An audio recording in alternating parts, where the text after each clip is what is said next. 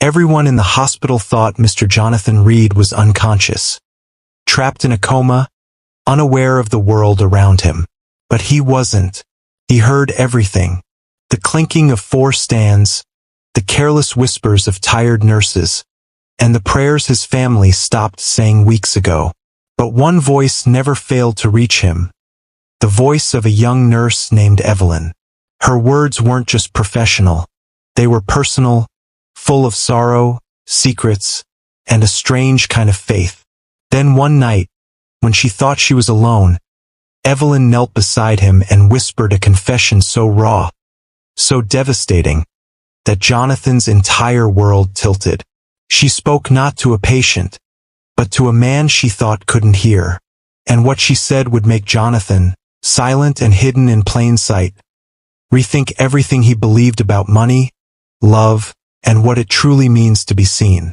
Jonathan Reed had built his empire with sleepless nights, strategic risk, and ruthless precision. The kind of man whose name was etched on office towers and investment portfolios, but barely remembered in his own family home. At 62, Jonathan had everything: private jets, vacation homes across continents, and a bank account that most governments would envy. But none of it mattered now, because Jonathan's body lay frozen in a sterile white hospital bed, machines blinking around him like cold, mechanical lifelines. The doctors called it locked-in syndrome, a rare and cruel condition. To everyone else, he was in a coma. But in truth, Jonathan was wide awake inside his body, imprisoned by stillness, able to see, hear, and feel, but unable to speak or move. The world went on around him, never knowing the man inside was listening to every word. The hospital staff eventually stopped talking to him and started talking around him. The same jokes, the same complaints. His own son, Daniel, came once a week to sit beside him and scroll on his phone for exactly 15 minutes. No more, no less. Sometimes Daniel would mumble about lawyers or inheritance documents, or call his father the old goat. Jonathan couldn't scream. He couldn't tell him that he heard every greedy syllable. His ex-wife, Linda, stopped by twice in the first month, shed a few tears, and never returned. He had made many enemies in his life, and it seemed even his allies had short memories when his power slipped away. But Evelyn was different. She was the only one who treated him like he still existed. She was young, maybe in her late 20s, but carried herself with the quiet strength of someone who had seen more sorrow than she let on. Every morning, she came in and greeted him as if he were a guest in her home. "Good morning, Mr. Reed. Did you sleep well? Let's get you freshened up." She talked to him about the sunrise, about the weather outside, about her elderly neighbor who baked too many cookies and insisted on giving them all away. She wasn't chirpy or fake. There was something real in her voice, a mix of duty and empathy that Jonathan had rarely encountered, even among those who pretended to care. It started with small things. She adjusted his pillow more gently than others. She warmed her hands before touching his skin. She sang under her breath when changing his soft melodies that reminded him of lullabies from a mother he had lost too young. But what moved Jonathan most was that Evelyn never rushed. She never treated him like a burden. Even when her shift was ending, and her eyes were heavy with fatigue, she sat with him. Some evenings, when she thought no one was watching, she read to him from books she brought from home. Old, battered paperbacks about forgiveness, grief, and healing. At first, Jonathan wondered if it was just part of her job, some protocol to humanize the patient experience. But then, late one night, he heard something that shattered that illusion. The room was quiet, bathed in blue moonlight filtering through the blinds. Most of the floor was asleep or pretending to be. Evelyn's shift had technically ended an hour earlier, but she stayed. Jonathan could hear the rustle of her scrubs as she pulled the chair close to his bed. She didn't speak for a while, just sat there breathing. Then he heard her whisper his name. Not Mr. Reed, but Jonathan, soft and unguarded. Her voice cracked on the second syllable. I don't know why I do this, she said. I don't even know if you can hear me. Maybe I'm crazy. But talking to you is the only thing that keeps me from falling apart. Jonathan felt something shift inside his chest, something he hadn't felt in years. It wasn't pain, it was presence. A sharp awareness of being needed, even in silence. My brother was in a bed just like this one last year, Evelyn continued, her voice trembling. Car accident. Drunk driver. They said he wouldn't make it past 3 days. He was brain dead. I sat with him every night just like this. I begged him to wake up. I read him stories. I told him secrets I never told anyone. But he never came back. Jonathan felt the air grow heavy, like the whole room had been holding its breath. I keep wondering, she whispered. Did he hear me? Did he know how much I loved him? Because I never got to say goodbye. I was so busy working that night I almost didn't come. I almost stayed home. If I had missed it, if I hadn't told him, it would have destroyed me. There was a pause. Jonathan could hear the rustle of her wiping her face. And now, with you, I don't know. I feel like maybe I get a second chance. Maybe if I can be there for someone else. Maybe if I can show kindness to you, even if you never wake up. Maybe it'll mean something. Maybe I can forgive myself. Jonathan tried to move. He tried with everything in his being to lift a finger, to blink, to let her know that she wasn't talking into a void. But nothing. His body remained as still as the grave. I'm sorry, Jonathan, she whispered. I've never told anyone that before. Then she did something that no one else had ever done in his hospital stay. She reached for his hand and held it. Not briefly, not professionally, but as someone who saw him. Not the tycoon, not the patient, but the man who had made mistakes, the man who had been abandoned, the man who was still somehow alive. Jonathan lay there unable to speak, but inside something broke. Not in a painful way, but like a dam giving way after a long drought. For the first time in months, his eyes burned, not from infection, but from the pressure of unshed tears. He wasn't alone. He wasn't invisible. And for the first time in a long time, Jonathan Reed didn't feel like a man dying in silence. He felt seen. The next morning, Evelyn entered the room as usual, smiling gently and humming softly. But Jonathan's world felt different now. It was as though her confession had peeled back a layer of his soul, revealing parts of himself he'd buried beneath boardroom meetings and quarterly earnings. He listened more closely now, not just to her, but to everything. The way the walls creaked slightly when the air conditioning kicked in, the way the wheels on her cart squeaked as she moved through the hallway. But most of all, he listened to her voice, because now he understood that every word carried weight. Every gesture she made was more than just care. It was a quiet atonement, a healing process of her own. That evening, Evelyn stayed late again. She didn't read this time.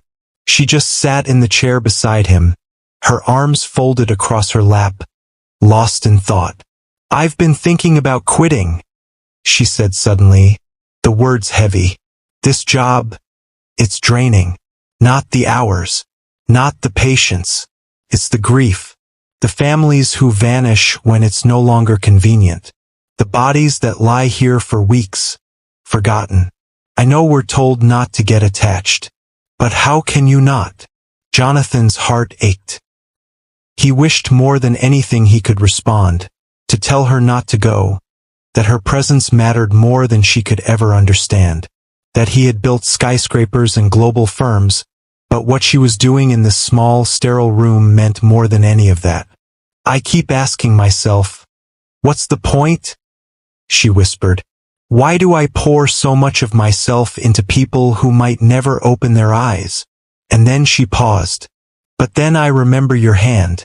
That night when I held it. It was warm. It was like someone was still in there. Maybe that's all I need. Just a little proof that something good can still come out of this. Jonathan's mind screamed, "Yes, Evelyn. I'm here. I heard you. I'm with you." But his body betrayed him. Again. Still. The days passed in a strange rhythm. Jonathan drifting between hope and despair. Evelyn battling her own exhaustion, her own questions. But she never stopped showing up. She never stopped caring. And then, one afternoon, something changed. It was subtle, so subtle that no one else would have noticed. Evelyn was adjusting Jonathan's pillow when her hand brushed against his, and she froze. "Wait," she whispered. Jonathan tried again, his entire consciousness focused on one thing, his index finger. Move. And this time it did. Barely. Just the faintest twitch. But she saw it. Her eyes widened, her mouth dropping open. "Jonathan?" she said, her voice trembling. "Was that you? Did you just move?" He tried again. Another twitch. Slight, but real. "Oh my God!" she breathed, standing completely still. "I knew it. I knew you were in there." She rushed out of the room, calling for a doctor. Her voice filled with adrenaline and disbelief. Jonathan lay there, heart pounding. Not just from the effort, but from something deeper. Relief, gratitude, connection.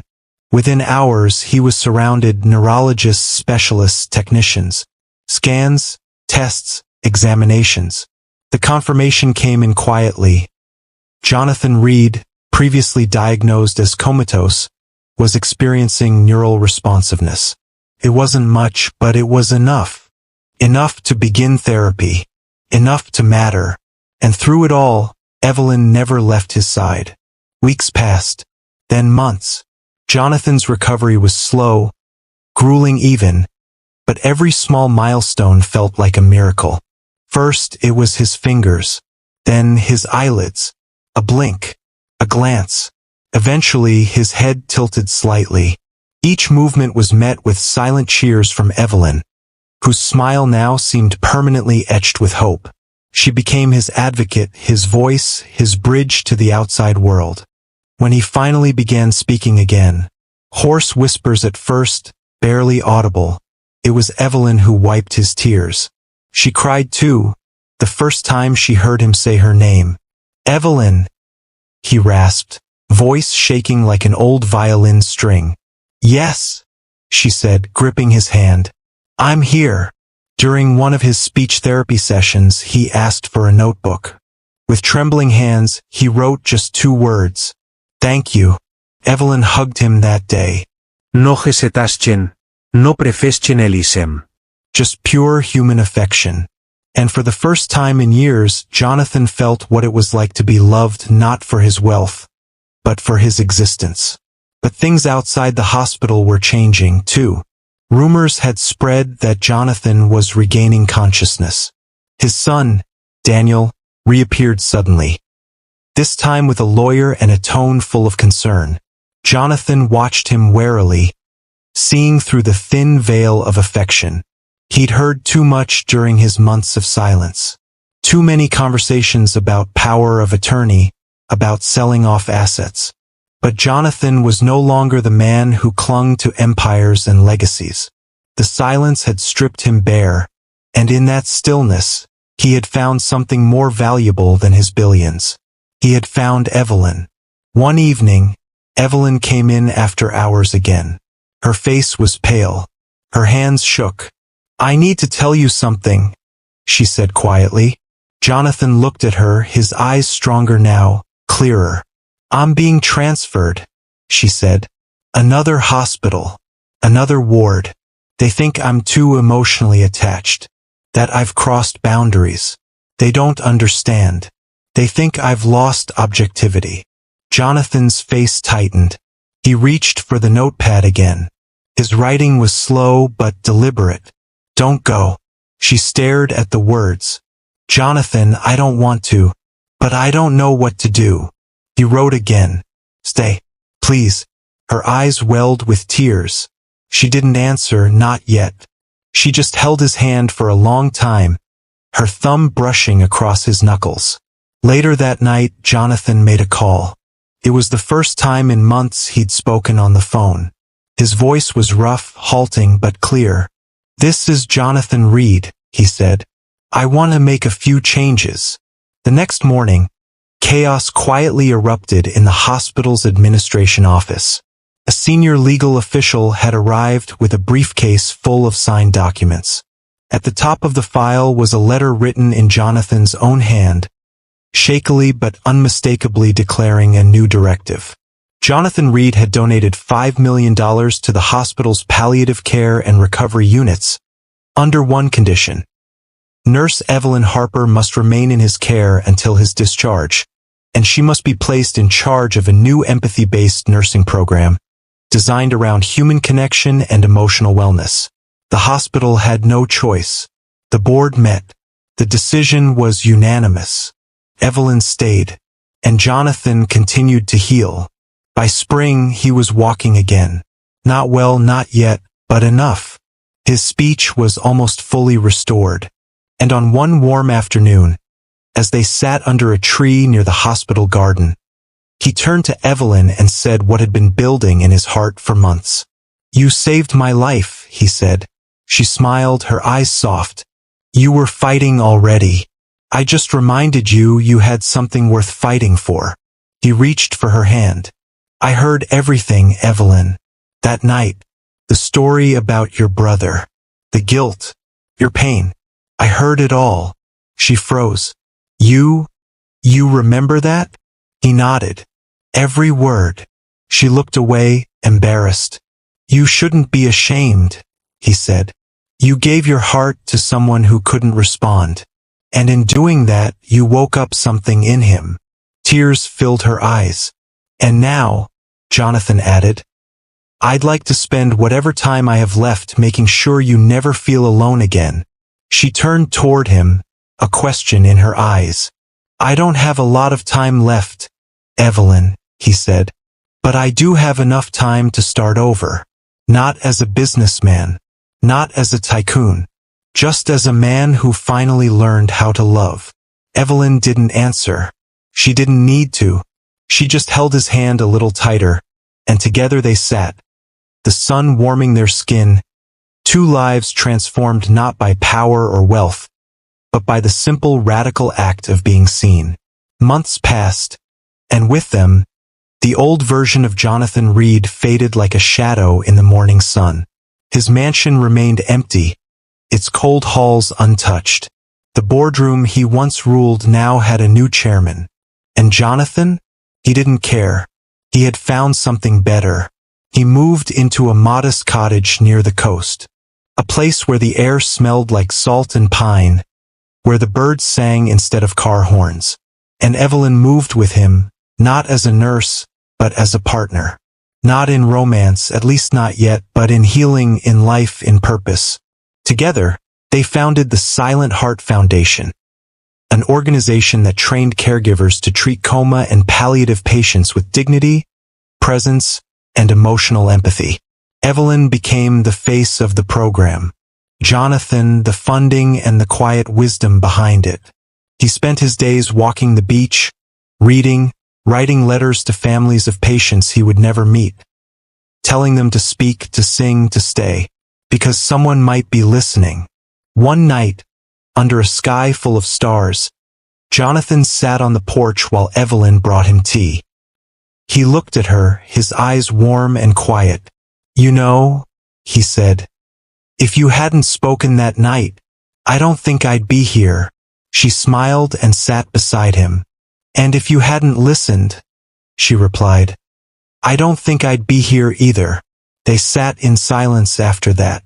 Not the silence of loneliness, but the silence of understanding, of transformation, of two people who had found each other. Not in noise, but in the stillness between heartbeats.